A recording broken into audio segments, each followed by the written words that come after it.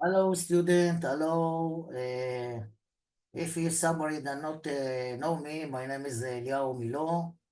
I'm now speak from Israel, and today we're going to speak about something that we must understand the main questions. The main questions is why Israel leading the agriculture veneration in the world. Why? What have in Israel that give us the ideal how to grow up vegetables, fruit, and many kind of variation about the agriculture. This is the point that we must studying today, because if we know exactly about this, we know a lot of things about Israel. First, you can see behind me is a picture about that come from the Golan High, north of Israel, northeast of Israel. And what we see now, we see the Sea of Galilee. Sea of Galilee, this is the same place that Joshua make the miracle that's right in the testimonies. And it's very important to know and recognize this place. So we begin understand about Israel and agriculture. Why I studying you about this? Because I know two things. One, my idea or my vision to bring all the new technologically of the agriculture to Kenya. And we know today that they have a lot of technology, how you can grow up vegetables, fruit, in places like desert, places that do not have a lot of rain, place that it's not have a lot of minerals in the fields, and how we can grow up fruit and vegetables in place that we not need to put something in the ground that they grow up vegetables. We can grow up in greenhouses, many kind of greenhouse. They have a tropical greenhouse. We speak about the greenhouse and the other lesson. Okay, so today we can see some thing to understand the problem of the global problem. For example, one of the problem that we know that the planet, our planet, it's a little bit warming, slow by slow. The temperature is up. Temperature is up. Temperature is up. When it's up, they make a lot of trouble. So we see some how it's called. Global warming. We see some movie that make one of the how it's called, איך אומרים חדשות בטלוויזיה? News. Of the news about the global problem, and we go. Let's go. Let's go. We share, and we're going to see. Is there?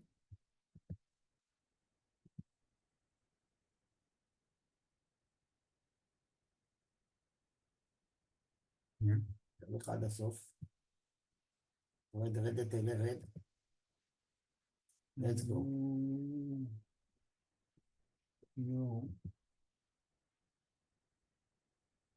Okay, play. Yes. Welcome to the programme. We're going to start with the extreme weather that's being experienced across 4 continents, a sign that climate change may again help push temperatures beyond the record-breaking heat last summer. In Saudi Arabia, there are reports that more than 1,000 people have died, pilgrims at the annual Hajj festival, killed by the stifling heat. We'll have more on that in just a moment. In India, there have been several deaths in the capital, Delhi. Temperatures were reaching more than 50 degrees Celsius. In Europe, temperatures have also risen, with Greece experiencing its earliest ever summer heat wave. And in the United States, there are wildfires on one coast, made worse with high temperatures, and a tropical storm brewing on the other. Well, scientists from the World Weather Attribution have released a report today saying that human-induced climate change made recent extreme heat in the US Southwest, Mexico and Central America around 35 times more likely.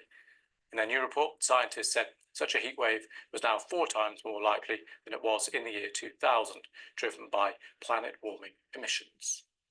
Let's speak to Roop Singh, Head of Urban Attribution at the Red Crescent Climate Centre. Her team helped develop the report. Thank you for coming on the programme. Absolutely. So just talk us through the headlines here.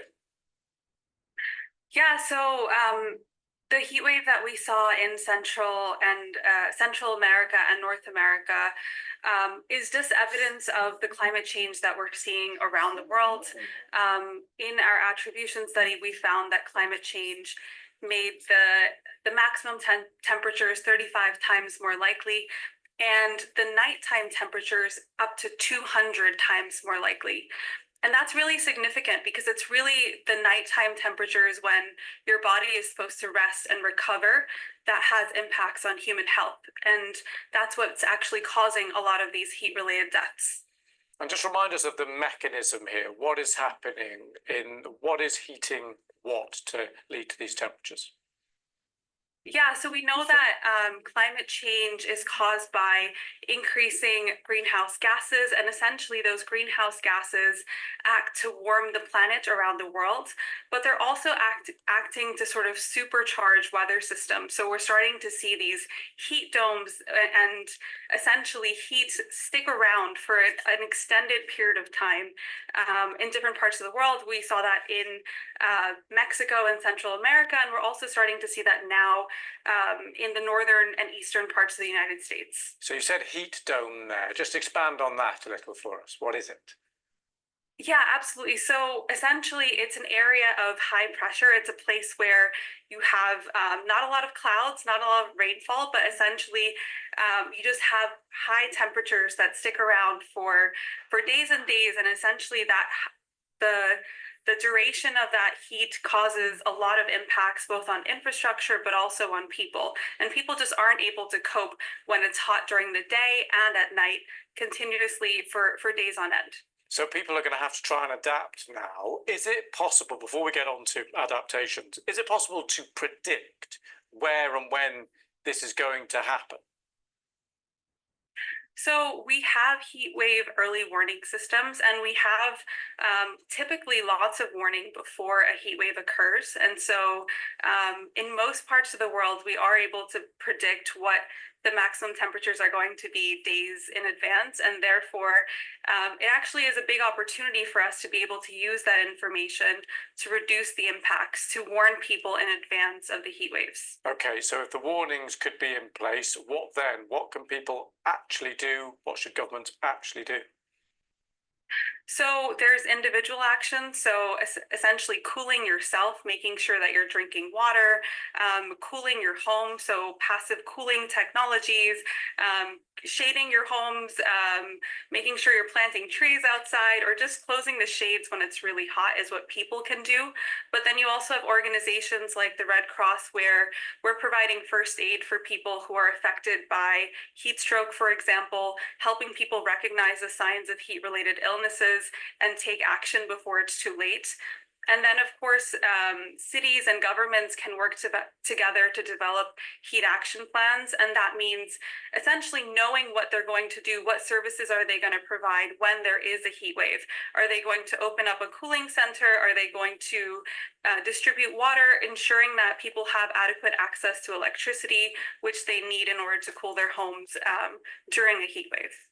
Roop Singh, thank you very much for coming on the programme. Thank you. Thanks. Right, we're going to take a closer look at what's happening with the weather in the United States now. Our correspondent, Nomia Iqbal, is in Washington, D.C. Hi, Nomia, just talk us through what's happening. Well, Lewis, today is officially the first day of summer, and what a start. You've got more than a quarter of the population that's under an excessive heat advisory, and generally 135 million people are impacted. And temperatures have hit more than 90 Fahrenheit and are expected to go well over 100 from the Ohio Valley to the Mid-Atlantic, right up to New England. I mean, Maine, if you think about that, that's the easternmost state in the US, doesn't usually get excessive heat, but it's thought that records will be broken there. And in some parts of on the East Coast, like New York City, school is out for some. A lot of schools closed up today to let children go home early because of the excessive heat.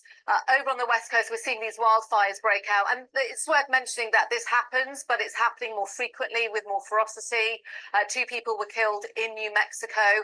And, you know, we heard that some of the advice that's been given, and generally the advice is, especially for vulnerable people, children, the elderly, those who work outdoors, especially here, you see them like a lot of construction workers in parts of DC, to just really look after yourself, seek shade, make sure you drink lots of water. Here in DC, it's about 90 degrees Fahrenheit. There is some cloud cover, so it doesn't feel as sort of as stuffy and swampy and stifling as it has been in the past few days. But the temperatures here are expected to hit over 100 Fahrenheit during the weekend, and there will be some respite. So meteorologists reckon that the temperatures might dip low, but then they will come right back up again next week and onwards. Nori, given everything you've just talked about there, has this seeped into the political discourse? Any reaction from authorities? Well, it's usually the same sort of, you know, messages that we get is just keep safe, you know, as much as you can. You know, it's kind of sort of follow the common sense advice. But as I mentioned, for those who are in a certain group, children, the elderly, those who work outside, need to work outside all day, just manage that, you know, drink as much water as possible, get shade where you can. There are like lots of trees around here in DC, you know, we're sort of standing under one so we can get some shade, but just try and you know, look after yourself in that way. There are also those vulnerable people who take certain kinds of medicine that you really can't regulate in this kind of heat, so it's, you know, warnings for them as well. So that's just generally the advice. Look, it always gets hot in DC, I have to say. You know, I've been here for a few years, and every summer it's really, really hot. I think the prediction is that it's going to get much, much hotter. So just, you know, really heed that advice. Namia, thank you so much for that. Go ahead. Okay, so you see the movie. I must tell you, the movie, when you see it, I understand that a lot of people died because the weather is very important to understand. So now we're going to speak about. Welcome to the program. We speak about Israel. You see these 3 colors. We see the green color. The green color, it's about a place that we say it's a Mediterranean. Wait a minute. No. This is a Mediterranean. We see this place between the green and between the red is the Arabian climate, and the red is a desert climate. And we see here something different. Here it's a part different. It's very important. It's not desert, but it's a very, very unique place in not have nothing there, not water, nothing. And the up of the map, we see the place in the north of Israel, in the Golan place. The name is Hermon.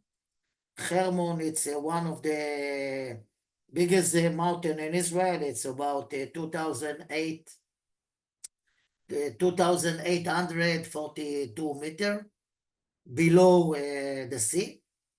Okay, so we speak about 4 days. So we want to understand. I want to show you some small movie to understand what is meant. The land of Israel is usually divided into 4 main climate zones, despite its relatively small size.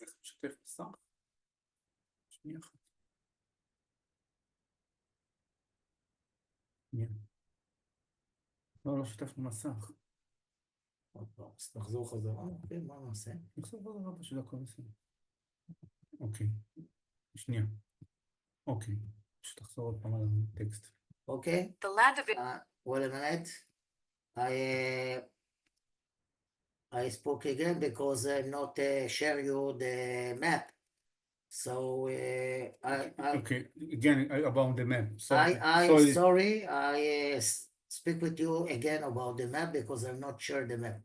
So look, please, this map. You see the sign. You see the green area. All this green area, we say this is a Mediterranean climate. We speak about the Mediterranean climate. After that, we see between the green to the red some color, but it's a small climate. It's Arabian climate, and the red is the desert climate. And now we see something in pink.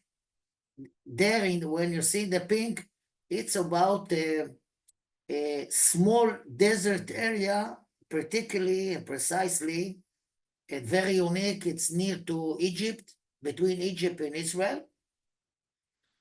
And when we're going to climb up between Syria and Lebanon, now it's in the news, you can see a small one here in the corner, the up of the corner. This is the Mount Hermon. Mount Hermon, it's about 2,042 Above. below. No, below. Above. Above the level C. Mm-hmm. Above the level C.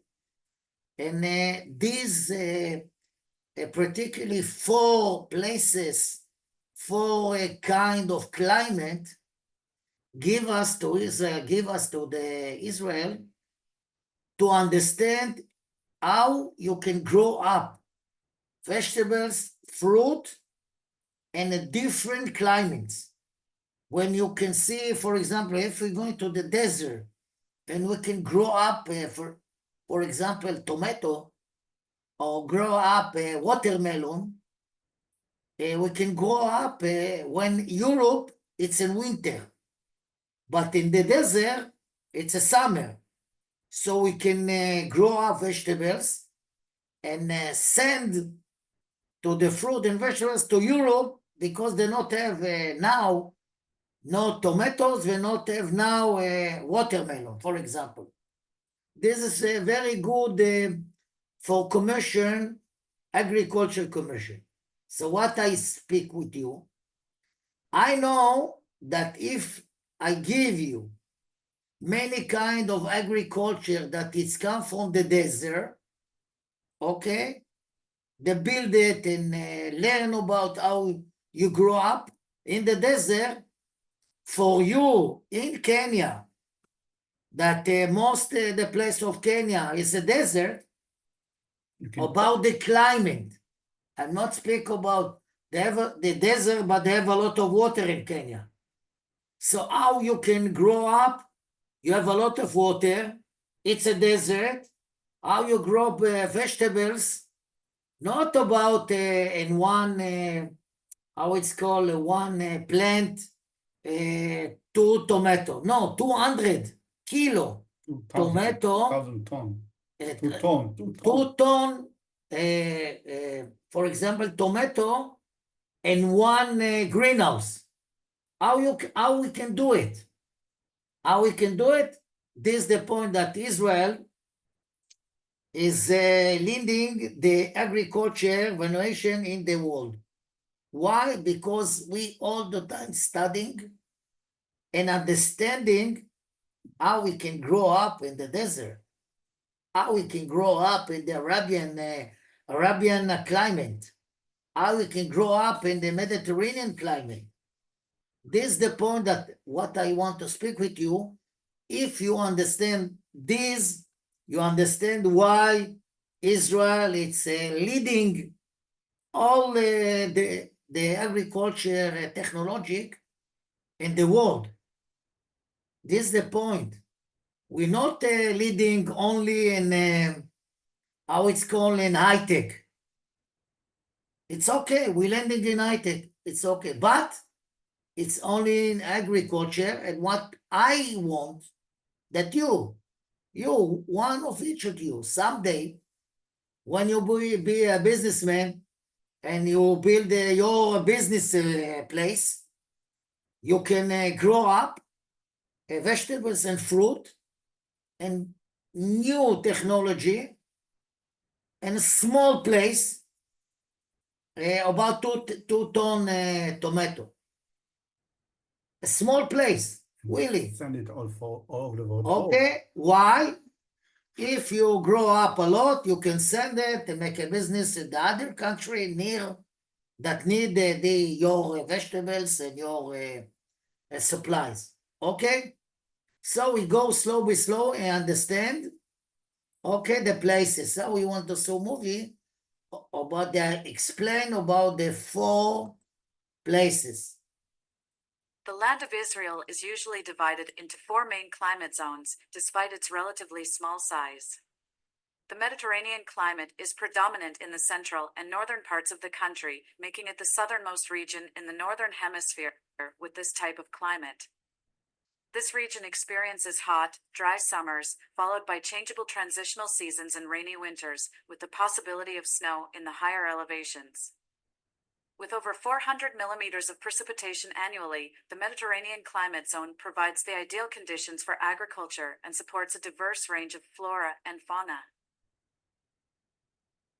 Okay, so what she speak about something very unique. Why? What is she say? She say because we have the land of Israel divide to 4 zone or climate. This give us a challenges to bring a new technology to invent many kind of things for the world. So if we speak about the Mediterranean area, they have a 4 millimeter and more. 400 millimeter. For example, in Kenya, and all the year, it's going between. I write there. It's going between in Kenya between 1 and 8 millimeter in the year, except May. In Kenya in May, it's about 1.5 millimeter, 50. 15 millimeter in May in Kenya. For you in the desert, it's a lot because it's all the sky, it's open, a lot of rain, but it's only in May. All the year, it's about 1 to 8 millimeter. Why? Because most of Kenya, it's a desert. Most of the Kenya is a desert climate desert, okay? And all the water of Kenya come from the other country in the west. The raining there, and the water supplies going to Kenya to going to how it's called to ocean, Indian Ocean. Okay. So we speak about Israel about 400 millimeter rain in year. This is the Mediterranean climate. So if you have this rain, it give you many kind of things. It's very important for example, for a plant and for animals. It's a lot of water. It's a lot of water. This is the point that the Mediterranean, it's a good place to supplies all year, grow up vegetables, but not need the greenhouse. You can grow up in the land, in the fields. What you want in the summer, in the winter, because they have a lot of water In the summer, it's not a summer like you have in Kenya. It's a different, okay? The temperature, it's between Next slide. 20 to 32. In Kenya, it's between 27 to 32 Celsius. Celsius all the year. Between 27 to 32 Celsius all the year.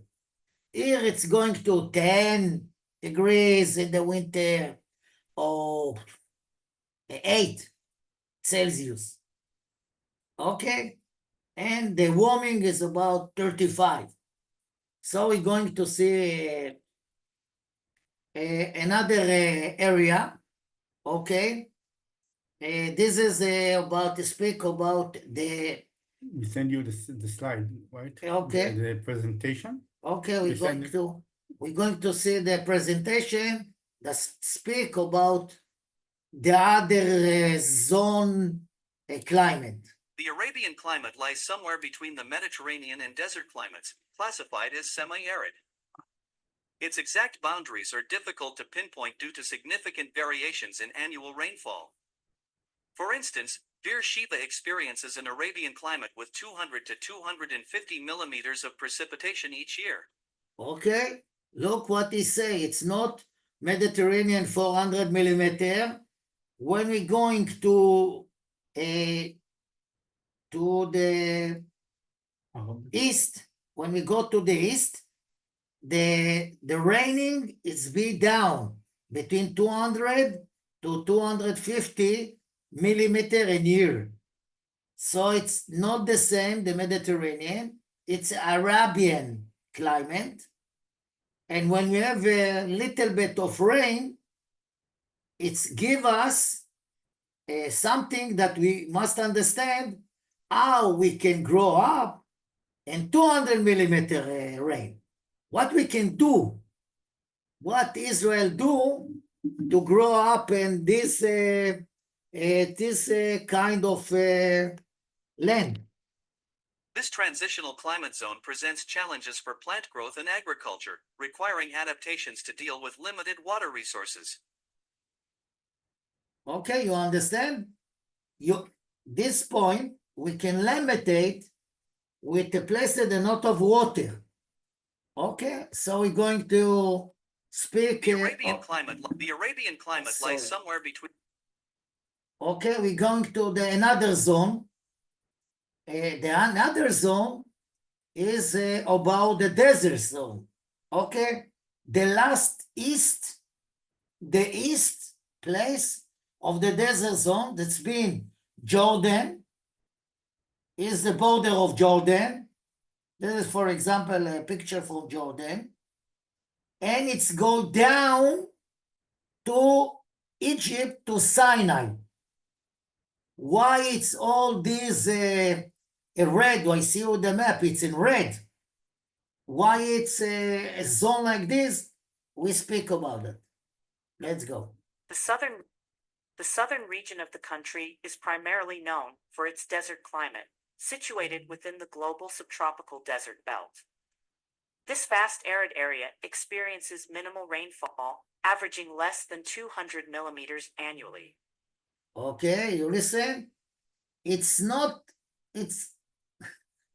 come 200 millimeter in a year, okay? It's maybe 50 or 70 millimeter in the year, and the one of a year, okay? So it's a desert. You see, it's places that the wind we can blow up and give us dunes, and you ask yourself how I can grow up on this sand vegetables, how I can grow up watermelon. Oh, this is the point that the agriculture technology come. This is the point. This is the point that the Israel put signs and tell them, this is your mission. How we grow up in the desert. So if you have a mission to learn, to understand how you can grow up vegetables and fruit in the desert, not the same thing like you grow up in the Arabian or grow up to the Mediterranean. In the desert, it's very important. Approximately 60% of the nation's total land area falls under this harsh climate, leading to expansive barren landscapes and difficult living conditions for the inhabitants. The severe shortage of water and extreme temperatures create a challenging environment where survival requires adaptation. Residents must endure the harsh and unforgiving conditions of the region in order to thrive amid the harsh landscape. Okay, we know that the problem, it's a harsh place. It's very different because it's going between, in the night, it's going down below 40, below zero, below the zero. below zero, and the day it's about 35 and 40. And the water supplies of raining is between 40 millimeter to 70 millimeter. It's nothing. It's really nothing. So if you not have water, you must say yourself, okay, I know that we not have water, okay? I know that in Israel we have a problem because 60% of Israel is a desert. This is a challenge, very important challenge for the how it's called, for the science to take it and tell itself how we can do something, because we know, because it's a desert, we know because the water, the sand, it's a salt. How the plant grow up in salt? Never, nothing not grow up in the salt, okay? So what we can do, for example, they understand if we bring water and wash the sand from the salt, the sand it's be an empty salt. So you need to bring to this salt that she is empty things to chemical things to this sand. After this, you make pumps with supplies of water. אתה רוצה סרטון מהנטפים שלי בשלוף? No, it's supplies of water. אתה יודע מה נשים סרטון? אוקיי, אתה יודע, סרטון על שבוע... Supplies us water, אוקיי, תשאיר את זה. Supplies us water, and we can grow vegetables and many kind of fruit, okay? So, this is Israel, but we must understand why Israel, it's they have a climbing, 4-zone climbing. It's very unique. Really, they not have a lot of place in the world that are the same things, thanks God, that he give Israel 4 climbing zone. Maybe God will tell to Abraham, this is your promised land. We not understand. Now we understand. Okay, why you understand now? Because we make how it's called research, and we have technical things to understand the development, many kind of things that give us to recognize the problem, and we have solution for the problem. So we can grow up what we want and what we need, and at 4 zone of climbings. So to understand why Israel 60% is desert, look please about this map. This map explain. When you see the map, now you listen to explain. This map you see, they have a belt. You see a belt up of the world, and you see a belt down of the world. Between up and down, they have איך אומרים קו משווה באנגלית? לא יודע. לא, קו משווה זה מלמעלה למטה. לא, זה ככה הולך לרוחב. It's a 30 degrees north and 30 degrees down. south. South. When you be 30 degrees, it's something about the sun. When the sun is gone directly in the side, they make a belt of zone desert. Now we see the movie and understand about this thing. The world's desert belt, also known as the global desert strip, stretches between latitudes 20 to 30 north and 20 to 30 south. This extraordinary geographical feature is influenced by the angle of the sun's rays and worldwide wind patterns. It encompasses renowned deserts like the Sahara and Arabian Desert in the northern hemisphere, alongside the Australian deserts in the southern hemisphere. At the top of the strip are the Sinai and Negev deserts. Despite the challenges it presents for life, this vast arid expanse boasts a unique beauty with its expansive sand dunes and rocky landscapes. Okay, now I understand this small movie about the belt. And you must see, איך אומרים, איך אפשר ללכת אחורה אחד? ככה? כאן? שנייה, רגע, מה אתה רוצה? Okay, you see there in the corner, this is the place of Kenya. Kenya, it's in the down of the belts of the desert. Okay, Kenya.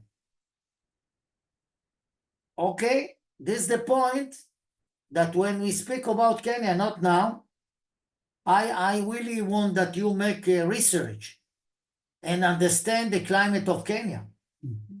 One of the questions that I give you, that you must make research. Why? Because each part in Kenya, you have a 42 zone place, and each zone is not exactly desert because you have a lot of water, because they have a lot of spring. They have, for example, a place near to Mombasa, near to the ocean, Indian Ocean. It's a different climate. It's a different, because from the ocean, it's a give what's called salt and give a lot of raining from there. So if we know that, if we understand this, okay, we go. The world's desert דיברנו על זה, לא? אוקיי? זה ראינו? לא. רוצה לדבר על זה?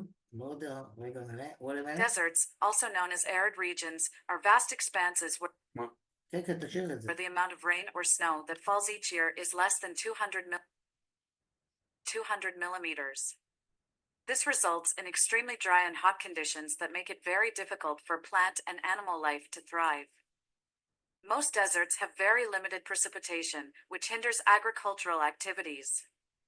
The aridity line serves as the boundary between deserts and areas with different climates.